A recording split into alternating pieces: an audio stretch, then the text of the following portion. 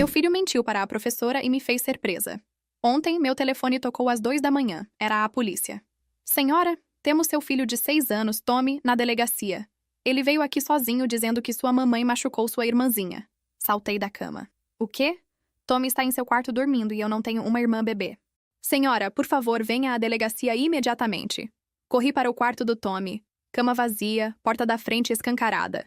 Na delegacia, Tommy estava enrolado em um cobertor, tremendo. No momento em que me viu, gritou: "Não deixem ela me levar, ela matou minha irmã." Meu coração parou. Os policiais me olharam como se eu fosse um monstro. "Tommy, querido, que irmã? Somos só eu e você. Lembra?" Ele continuou gritando sobre sua irmãzinha Sarah. Como eu a fiz ir embora para sempre. Para sempre. Como ele tinha medo de que eu o fizesse ir embora também. Os policiais nos separaram imediatamente. Me colocaram numa sala de interrogatório fria enquanto Tommy chorava em outra sala no corredor. O detetive sentou-se à minha frente. Senhora, seu filho caminhou meio quilômetro no meio da noite descalço para denunciá-la por assassinato. Crianças de 6 anos não inventam histórias assim. Não há outra criança. Somos só eu e Tommy desde que o pai dele morreu há 2 anos. Então por que seu filho está descrevendo o berço da irmã em detalhes? E por que ele tem hematomas nas costas? Meu estômago despencou. Na semana passada, Tommy quebrou o vaso caro da minha avó. Eu bati nele. Eu o disciplinei. Uma vez ele quebrou algo. O detetive anotou isso. Então você bate nele? Eu o encarei. Não sei. Trouxeram uma psicóloga infantil. Através do vidro espelhado, assisti Tommy contar sua história novamente. Suas mãozinhas se movendo enquanto descrevia. Ela tinha dedinhos pequenos. Tommy sussurrou. E mamãe ficou muito brava porque ela chorava demais. Então, uma noite, mamãe a colocou num saco preto e a levou embora. A psicóloga perguntou: "Para onde a mamãe a levou?" "Para o lugar onde as pessoas vão embora para sempre." "E Tommy, a mamãe machuca você também?" "Ela me bate quando sou mal. Assim como ela machucou Sarah." Minhas mãos estavam tremendo. Revistaram minha casa às 4 da manhã. Vasculharam cada cômodo. Ligaram para hospitais perguntando sobre crianças desaparecidas. Checaram meus registros telefônicos, extratos bancários. Tudo. Nada. Mas a história do Tommy nunca mudou. Horas se passaram. O detetive voltou parecendo frustrado. Não conseguimos encontrar evidência de outra criança. Nenhum registro de nascimento, visitas ao hospital, compras de itens de bebê. Explique por que ele tem tanto medo de você. Eu não conseguia. Ao amanhecer, trouxeram Tommy de volta. A psicóloga sentou conosco. Tommy, pode me contar mais sobre quando sua irmã morava com vocês? Os olhos do Tommy se encheram de lágrimas. Foi antes do papai morrer. Mamãe estava muito feliz então. Ela cantava músicas e comprava roupinhas pequenas. Ela me mostrou o quarto que fez todo rosa e bonito. Meu sangue gelou. Então um dia, mamãe estava chorando e gritando. Havia sangue por toda parte. E o bebê foi embora. A psicóloga me olhou. Senhora, há algo que precisa nos contar? Mas antes que eu pudesse responder, a porta se abriu abruptamente. Uma mulher mais velha entrou na sala, seus olhos vermelhos de tanto chorar. Era a mãe do meu ex-marido, a avó do Tommy. Ela não falava comigo desde o funeral, me culpando pela morte do filho. "Meu Deus, Tommy!" Ela gritou, correndo em direção ao menino. "Vovó está aqui, querido!" Tommy se jogou em seus braços, soluçando ainda mais alto. "Vovó! Ela matou Sarah! Ela matou minha irmãzinha!" A mulher me encarou com um ódio que me fez encolher na cadeira. "Eu sabia", sussurrou, sua voz tremendo de raiva. "Sempre soube que havia algo errado com você. Meu filho me contou sobre a gravidez, sobre como você não queria o bebê." A psicóloga se inclinou para a frente. "Senhora, a que gravidez está se referindo?" Minha sogra continuou me fuzilando com o olhar. "Ela engravidou quando Tommy tinha 4 anos. David estava tão feliz, falando sobre ter uma menina, mas ela..." Apontou um dedo acusador para mim. Ela disse que não estava pronta, que uma criança era suficiente.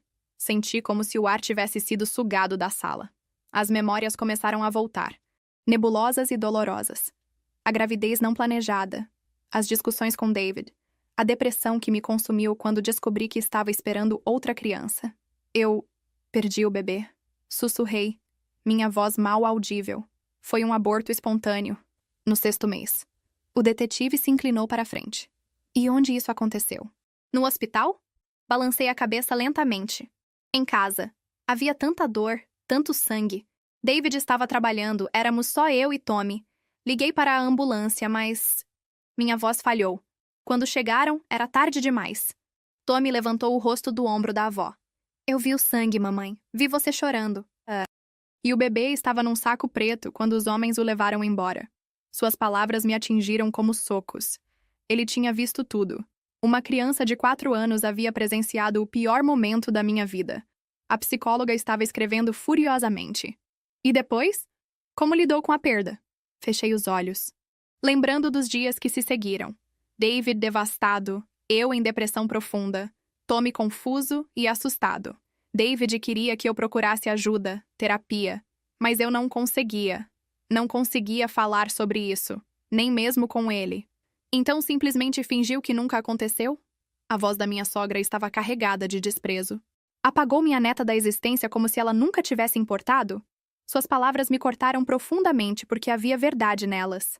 Após a perda, empurrei tudo para o fundo da mente, me recusando a falar sobre Sarah, me recusando a chorar por ela na frente do Tommy. O detetive olhou para Tommy, depois para mim. Isso explicaria por que não há registros recentes. Mas não explica por que seu filho tem tanto medo de você agora. Tommy se encolheu nos braços da avó. Ela fica brava quando falo sobre Sarah. Ela grita comigo e diz que Sarah nunca existiu. Mas eu me lembro dela. Me lembro quando ela se mexia na barriga da mamãe. Senti lágrimas queimando meus olhos. Por 2 anos, toda vez que Tommy mencionava sua irmã, eu o cortava. Dizia para parar de inventar histórias.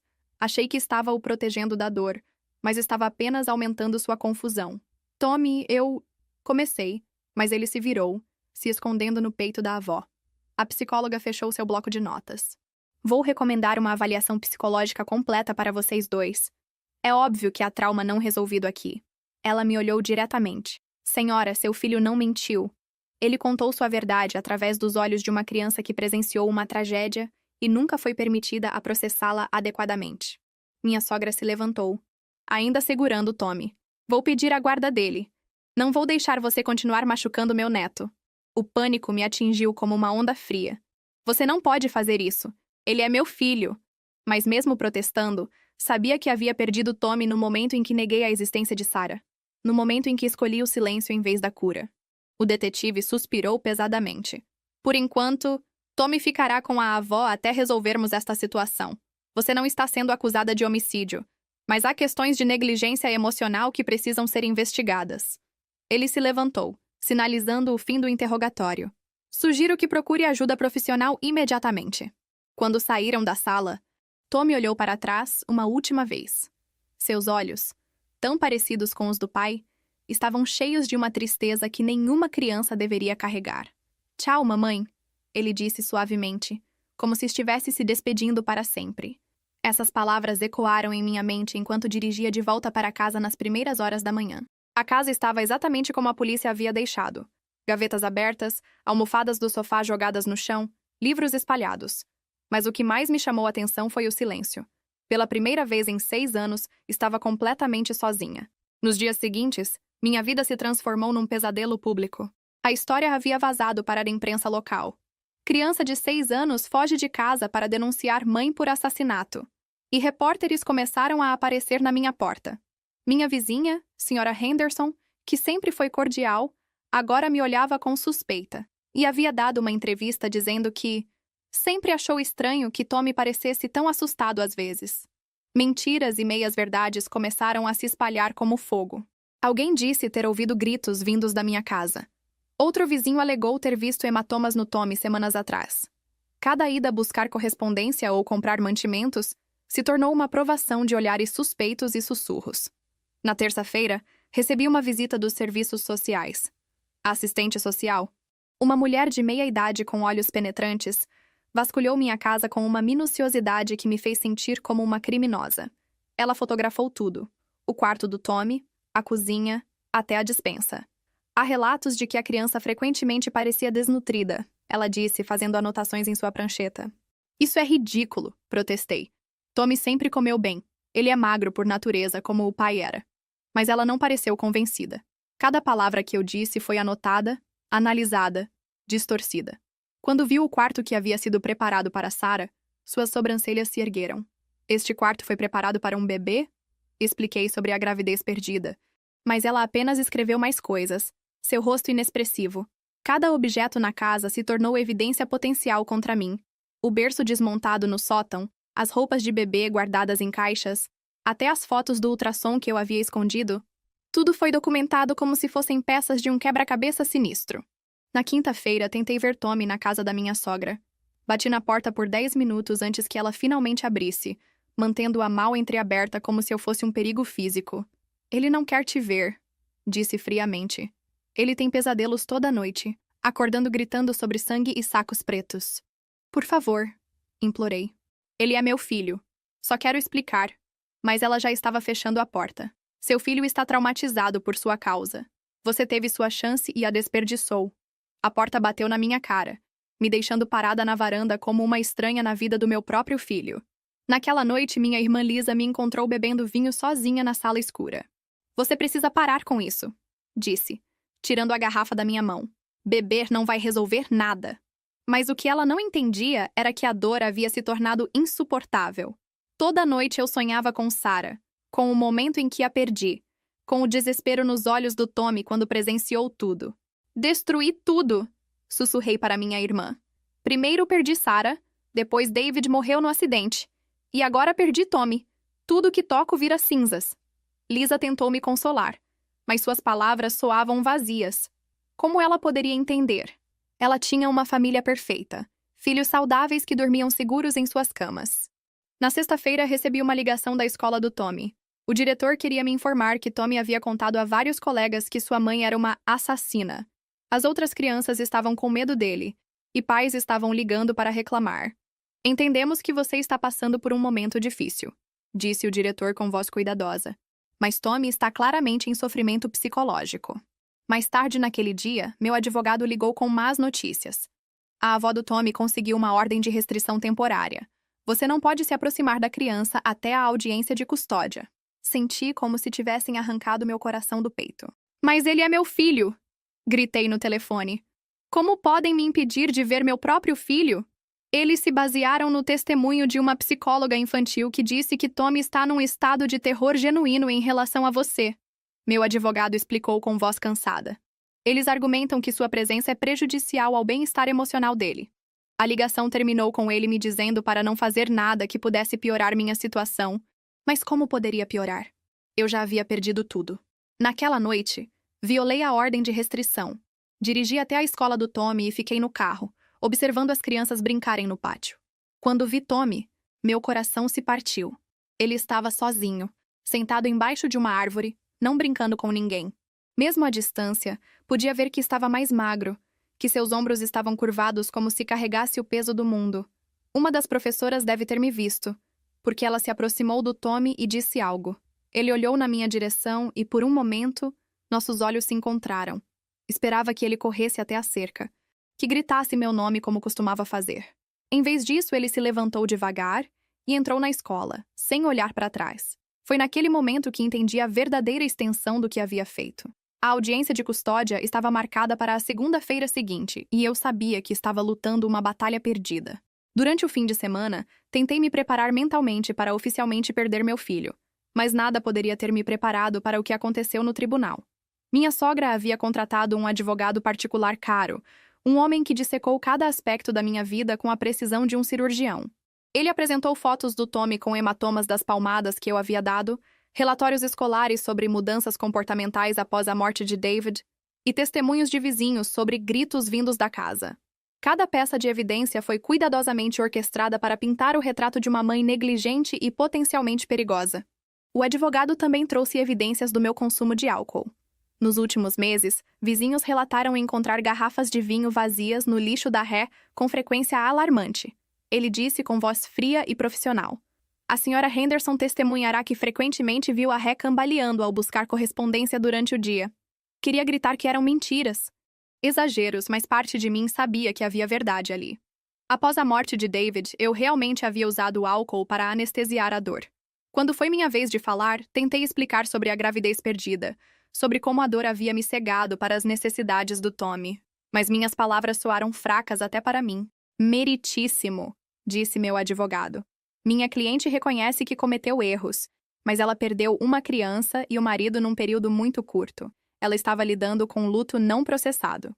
O juiz, um homem mais velho com olhos cansados, me olhou por cima dos óculos. Senhora, entendo que passou por perdas significativas. Mas uma criança de 6 anos fugindo de casa no meio da noite por medo da mãe é extremamente preocupante. Ele folheou alguns documentos. O relatório psicológico indica que seu filho genuinamente acredita que você representa uma ameaça à segurança dele. Foi então que trouxeram Tommy para testemunhar. Meu coração se despedaçou quando o vi entrar na sala, vestindo roupas que eu não reconhecia, segurando firmemente a mão da avó. Ele havia perdido ainda mais peso, e havia olheiras sob seus olhos. Quando nossos olhares se cruzaram brevemente, ele rapidamente desviou o olhar, como se eu fosse algo terrível demais para ver. O juiz se dirigiu ao Tommy com voz gentil. Tommy, pode me dizer onde gostaria de morar? Sem hesitação, Tommy apontou para a avó. Com a vovó. Ela não grita comigo quando falo sobre Sarah. Suas palavras me atingiram como facas. E sua mamãe? O juiz perguntou cuidadosamente. Tommy balançou a cabeça vigorosamente. Ela fica brava. Ela diz que Sarah nunca existiu, mas eu me lembro dela. Quando foi minha vez de falar diretamente com Tommy, me aproximei dele cuidadosamente, como se fosse um animal assustado. Tommy, querido, você sabe que mamãe te ama, não sabe? Ele me olhou com olhos que pareciam mais velhos do que deveriam ser. Você amava Sarah também? Perguntou com voz pequena. A pergunta me atingiu como um raio. Ali estava. A pergunta que ele estava tentando fazer há 2 anos, e que eu me recusara a responder. Sim, sussurrei, lágrimas escorrendo pelo meu rosto. Amei Sarah muito. Ainda amo. Por um momento vi uma faísca de esperança em seus olhos. Mas então ele balançou a cabeça. Então, por que disse que ela nunca existiu? Por que ficava brava quando eu falava dela? Sua voz estava carregada de dor que nenhuma criança deveria carregar. Não tinha resposta. Como explicar para uma criança de 6 anos que você estava tão quebrada pela dor que preferiu fingir que ela não existia? O veredicto foi anunciado 1 hora depois. Custódia total para a avó paterna, com direitos de visitação supervisionada para mim, se eu completasse um programa de reabilitação e terapia intensiva. Esta decisão não é permanente, disse o juiz, mas é o que é melhor para a criança no momento atual. Mas eu sabia que era permanente. Tommy havia sido forçado a escolher entre sua segurança emocional e nosso relacionamento, e ele havia escolhido a segurança. Saí do tribunal sabendo que havia perdido não apenas a batalha, mas também qualquer chance real de recuperar meu filho. Naquela noite, tentei levar algumas coisas do Tommy para ele. Quando cheguei na casa da minha sogra, ela nem sequer abriu a porta. Deixe as coisas na varanda, gritou de dentro.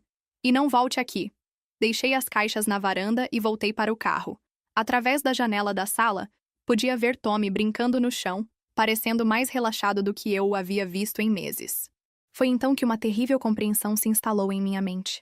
Mesmo sendo doloroso admitir, Tommy estava realmente melhor sem mim. Ele havia encontrado paz longe da mãe que havia falhado com ele quando mais precisou. Esta percepção deveria ter me destruído completamente. Mas em vez disso, uma clareza fria e perturbadora se instalou. Se Tommy estava melhor sem mim, se minha presença apenas trouxe trauma e confusão para sua vida, então talvez fosse hora de assegurar que ele nunca mais tivesse que se preocupar comigo. Voltei para casa naquela noite com uma determinação estranha e perigosa. Sentei na mesa da cozinha com uma caneta e papel e comecei a escrever cartas. Uma para Tommy, explicando tudo o que nunca consegui dizer. Uma para Lisa, agradecendo por tentar me salvar.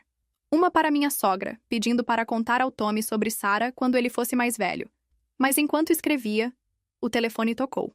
Era meu advogado, sua voz tensa e urgente. Há algo que você precisa saber, ele disse. A avó do Tommy deu uma entrevista ao jornal local. Ela está alegando que você confessou ter interrompido intencionalmente a gravidez. Minha caneta parou no meio da frase. Isso é mentira, sussurrei. Perdi Sarah. Foi um aborto espontâneo. Mas meu advogado suspirou pesadamente. Ela está dizendo que você admitiu ter tomado algo para interromper a gravidez e que David nunca soube. Que Tommy testemunhou você se livrando da evidência. Senti como se o mundo estivesse desabando ao meu redor novamente. Ela está inventando isso. Por quê? Tommy já está com ela. Ela já ganhou. Mas então entendi. Não era suficiente para ela ter Tommy. Ela queria me destruir completamente, apagar qualquer possibilidade de eu jamais recuperar meu filho. No dia seguinte, a manchete do jornal local gritava: Mãe confessa aborto induzido. Filho testemunha descarte do corpo. A história inventada pela minha sogra havia se espalhado como fogo, transformando minha tragédia pessoal em algo sórdido e criminoso. Vizinhos que anteriormente apenas sussurravam agora me olhavam com desgosto aberto. Alguém jogou ovos na minha janela durante a noite. Contratei um investigador particular, movida por uma raiva que não sabia que possuía. Se ela queria jogar sujo, eu descobriria todos os seus segredos. E não demorou muito para encontrá-los. A mulher perfeita que se apresentava como a avó ideal tinha alguns esqueletos no armário. Histórico de alcoolismo na juventude, 2 internações psiquiátricas após a morte do marido e, mais interessante, uma acusação de abuso infantil que havia sido arquivada 20 anos atrás. Mas quando sentei com essa informação, olhando para as provas de sua imperfeição, percebi algo perturbador sobre mim mesma. Estava ali sentada, planejando destruir a única estabilidade que Tommy havia encontrado desde que seu mundo desabou. Estava disposta a traumatizar meu filho novamente apenas para ganhar uma batalha contra uma mulher que, no final, apenas queria proteger seu neto. Foi naquele momento que realmente vi quem eu havia me tornado. Não era uma mãe enlutada tentando recuperar seu filho. Era uma mulher consumida pela amargura, disposta a machucar qualquer um, incluindo Tommy, para aliviar minha própria dor. A verdade era que minha sogra estava certa sobre uma coisa. Eu era perigosa para Tommy. Queimei os documentos do investigador e voltei às minhas cartas. Mas desta vez, escrevi a verdade completa, sobre como havia escolhido a negação em vez de ajudar Tommy a processar a perda. Sobre como minhas próprias feridas não curadas haviam infectado nosso relacionamento. Sobre como meu amor por ele havia se tornado tóxico, sufocante, prejudicial. Lisa chegou na manhã seguinte me encontrando vestida e maquiada, as cartas organizadas na mesa. "Para onde você vai?" perguntou desconfiada. "Estou partindo", respondi simplesmente. Tommy tem uma chance de ser feliz e saudável com a avó. E não vou destruir isso ficando por perto. "Você não pode desistir dele", Lisa protestou. "Ele é seu filho." Mas balancei a cabeça. "Não, Lisa. Ser mãe não é sobre posse. É sobre fazer o que é melhor para seu filho, mesmo quando isso significa se afastar." Peguei minhas chaves e me dirigi à porta. "E para onde você vai?" Ela gritou atrás de mim. Me virei uma última vez. Para algum lugar onde posso aprender a ser a pessoa que Tommy merecia ter como mãe. Mesmo que seja tarde demais para ele, não é tarde demais para mim. Dirigi pela cidade uma última vez, passando pela escola do Tommy, pela casa da minha sogra, por todos os lugares onde havíamos feito memórias antes de tudo desabar. No semáforo perto da casa da avó, vi Tommy brincando no quintal da frente. Ele estava rindo, perseguindo uma borboleta, parecendo como uma criança deveria parecer. Por um momento, considerei parar, chamá-lo, tentar explicar mais uma vez. Mas então vi minha sogra sair de casa e se juntar à brincadeira. Tommy se jogou em seus braços com total abandono, a confiança que ele costumava ter comigo. Eles pareciam felizes, completos, uma família que funcionava. Acelerei quando o sinal ficou verde, deixando para trás a vida que havia destruído. No banco do passageiro estavam as cartas que deixaria nos correios antes de partir.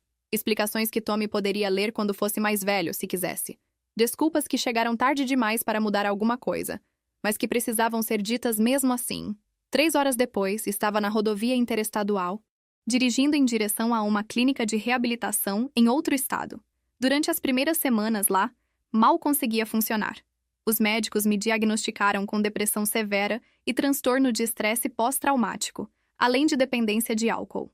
Dr. Martinez, meu terapeuta principal, era um homem paciente que não aceitava minhas tentativas de minimizar o que havia acontecido. "Você não pode curar algo que se recusa a reconhecer", ele me disse durante nossa terceira sessão.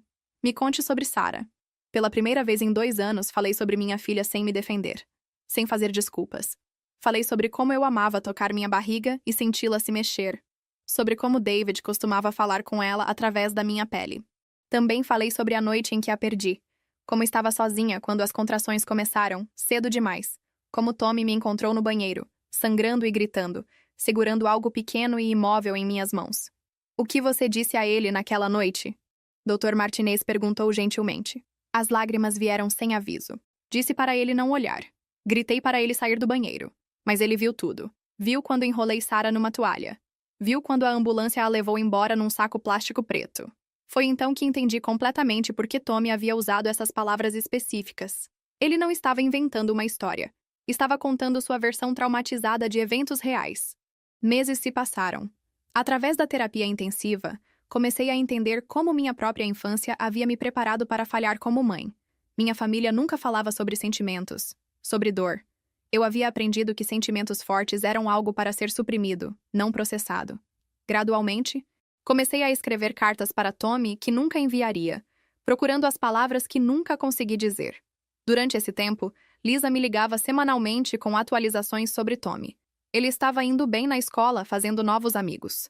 Minha sogra o havia inscrito em terapia. Ele pergunta sobre você às vezes, Lisa me disse numa ligação.